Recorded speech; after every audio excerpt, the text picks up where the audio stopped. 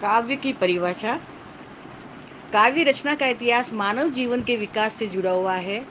अनादिकाल से काव्य सृजन होता आया है और काव्य के आनंद की आंतरिक अनुभूति के साथ उसकी अभिव्यक्ति के प्रयास का भी अपना इतिहास रहा है।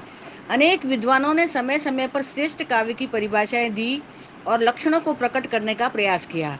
काव्य का स्वरूप इन लक्षणों में बांध नहीं पाया, फिर भी इनके सहारे हम काव्य के स्वरूप को ग्रहण करने में समर्थ हो सकते हैं। संस्कृत काव्य शास्त्र में काव्य के लक्षण बताए गए हैं। भारतीय काव्य शास्त्र का उद्गम संस्कृत भाषा से ही हुआ है। संस्कृत में जितने भी आचार्य हुए हैं, सभी ने काव्य की परिभाषा और लक्षण देने का प्रयास किया है। उनमें से कुछ विद्वानों द्वारा प्रकट की गई परिभाषाएं बड़ी ही महत्वपूर्ण हैं, जिसमें सर्वप्रथम नाम आता है भरत मुनि का। आचार्य भरत मुनि भारतीय काव्य शास्त्र के जनक माने जाते हैं। उन्होंने अपने नाट्य शास्त्र में काव्य तथा उसके विभिन्न तत्वों एवं अंग उपांगों के लक्षण प्रस्तुत किए हैं। नाट्य शास्त्र में काव्य का कोई लक्षण नहीं दिया गया, किंतु काव्य के अंगों का विवेचन उसमें है, जैसे रस, गुण, अलंकार, भाव आदि पर तथा नाटक के अभिनय पर विशेष वैचारिक सामग्री उसमें मिलती है। नाट्य शास्त्र में काव्य कला की प्रशस्ति कुछ इस प्रकार की गई है कि मृदु ललित पदादय गूढ़ शब्दार्थः जनपद सुखबोध्यम युक्ति मननृत्ययोज्यम बहुकृतर मार्ग संधि संधान युक्तम स भवति शुभ काव्यम नाटक प्रेक्षकाणाम। अर्थात नाटक के दर्शकों के लिए शुभ काव्य वह होता है जिसकी रचना कोमल और ललित पदों से की गई हो, जिसमें शब्द और अर्थ गूढ़ न हो, जिसको साधारण जन सरलता से समझ सके, जो तर्क संगत हो, जिससे कथानक संधियों का पूरा निर्वाह किया गया हो। इस प्रकार काव्य के लक्षणों की दृष्टि से भरत के इस छंद में काव्य की व्यापकता की ओर दृष्टि जाती है। इसमें काव्य लालित्य, कथानक, रस, गुण आदि अनेक तत्वों का समायोजन किया गया है। भरत के नाटक को दृश्य काव्य मानकर काव्य के ये लक्षण बताए गए हैं, जबकि आज नाटक की गणना गद्य विधाओं में होती है। इसलिए इस काव्य प्रशस्ति को काव्य के संपूर्ण लक्षण के रूप में स्वीकार नहीं किया जा सकता। दूसरी बात अग्नि पुराण की आती है।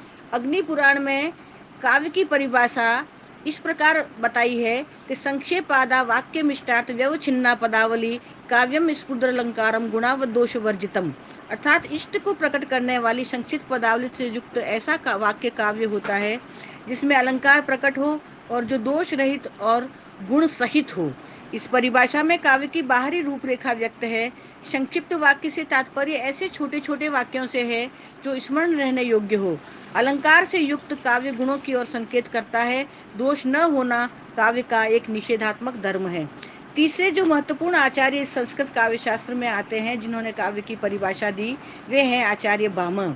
अग्नि पुराण के बाद भामह ने काव्य की परिभाषा देते हुए कहा, शब्दार्थो सहितो काव्यम।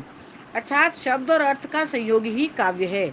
यह परिभाषा अत्यंत व्यापक है, क्योंकि इसमें काव्य के अतिरिक्त शास्त्र, इतिहास, वार्तालाप आदि सभी आ जाते हैं। अतः इस परिभाषा में अति व्याप्ति का दोष है। यह काव्य के सटीक तथा सुनिश्चित लक्षणों को प्रकट करने में असमर्थ है। तत्पश्चात आचार्य दंडी ने काव्य को परिभाषित किया। उन्होंने बताया कि काव्य को परिभाषित करना अत्यंत कठिन कार्य है और वे अपनी परिभाषा देते हैं कि काव्य शोभाकरान धर्मान अलंकारान प्रचक्षते। अर्थात काव्य को शोभा प्रदान करने वाले धर्म अलंकार है। दंडी अलंकारवादी थे, अतः इन्होंने रस को रसवत अलंकारों की श्रेणी में खींच लिया। उनकी दृष्टि में अलंकार ही काव्य का संपूर्ण सौंदर्य है। तत्पश्चात आचार्य वामन ने काव्यालंकार सूत्र में अलंकार के दो रूपों को प्रकट किया।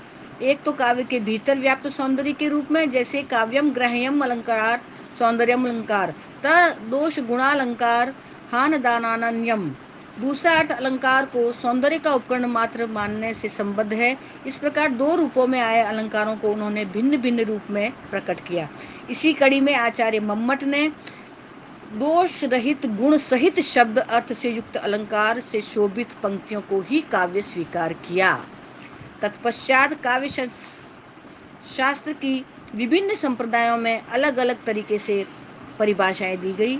आनंदवर्धन ने कहा, काव्यात्मा ध्वनि, अर्थात ध्वनि ही काव्य है।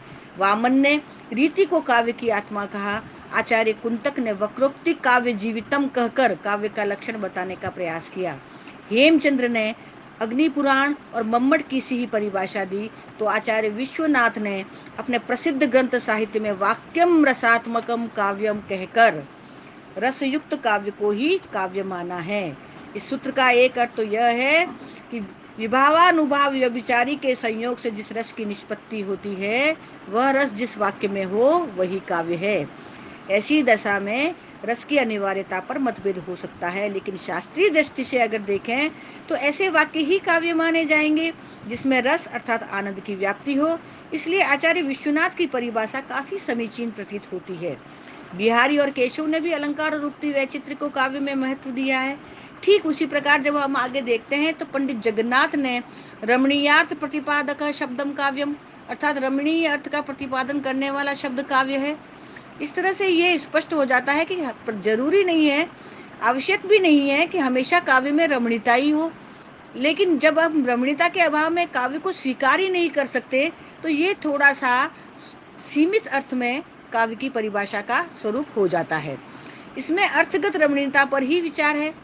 कई बार भाव भी काव्य में अपनी महत्वपूर्ण भूमिका निभाता है। अतः संस्कृत काव्य शास्त्र में जिस तरीके से काव्य की परिभाषा दी है वह शब्द चमत्कार और रमणीयता को ज्यादा अभिव्यक्त करती है। इस प्रकार कला पक्ष के अंतर्गत जो कुछ भी आता है वह काव्य को रमणीय बना देता है। भाव पक्ष की बात बहुत ही कम मात्रा में की गई है।